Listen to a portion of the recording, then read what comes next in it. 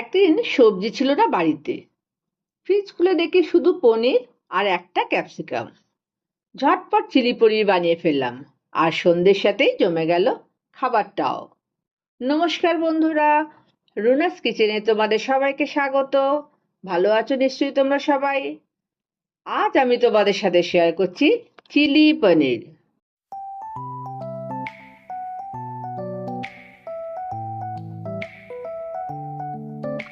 প্রথমে একটা বাটিতে কর্নফ্লাওয়ার, ময়দা, আদা রসুন বাটা, নুন, মরিচ ও কাশ্মীরি লাল লঙ্কা দিয়ে মিশিয়ে জল দিয়ে একটা ব্যাটার তৈরি করে নিলাম।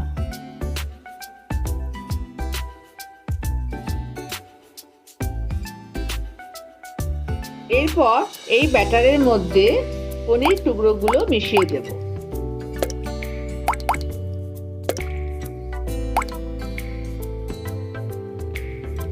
এবার প্যানে সাদা তেল গরম করে নেব।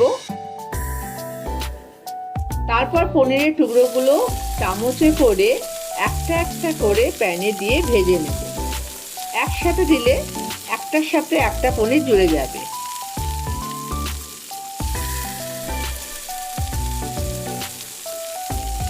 এইভাবে সবকটা পনির ভেজে তুলে রাখবো।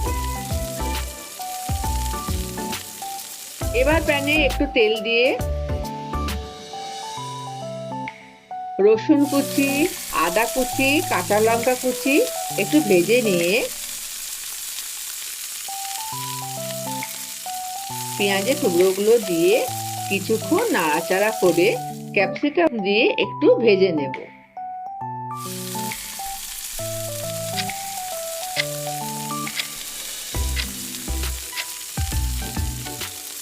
এরপর একে একে soya sauce, sweet chilli sauce, চিনি, ভিনেগার, টমেটো কেচাপ, মরিচ গুঁড়ো, কাশ্মীরি লাল লঙ্কা গুঁড়ো দিয়ে ভালো করে মিশিয়ে নিয়ে পনির ভাজা দিয়ে দেব।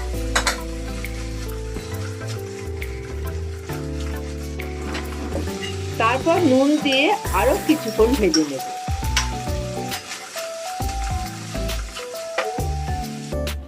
এরপর জলে গোলা কর্নফ্লাওয়ার দিয়ে আর একটুখানি নাড়াচাড়া করে গ্যাস বন্ধ করে দিলাম। আমার চিলি পনির রেডি। তোমরাও এইভাবে ট্রাই করো আর আমার এই চ্যানেলটাকে লাইক, শেয়ার আর সাবস্ক্রাইব করে দিও।